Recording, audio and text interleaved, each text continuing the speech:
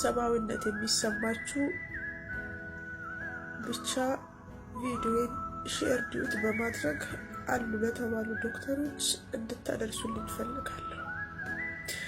ህይወቴን ማትረፍ ከቻልኩ ህይወቴን መታደግ ከቻልኩኝ ለዶክተሮች ቪዲዮ እንዲደርሳቸው አድርጉልኝ።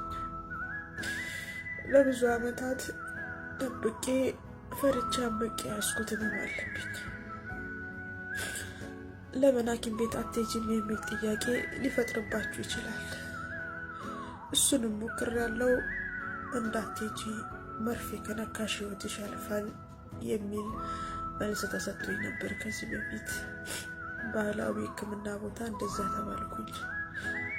እቤት እንኳን ደውለው አሁን እንዴት ነሽ ሲሉኝ ደህና ነኝ ተሽሎኛል አታስቡ ከማለት ውጭ ሌላ መልስ የለኝም።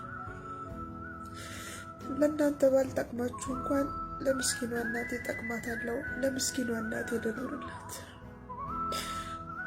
አሁን ከእናንተ መፈልገው ቪዲዮን ሼር እና ዲዩት ማድረግ ብቻ ነው።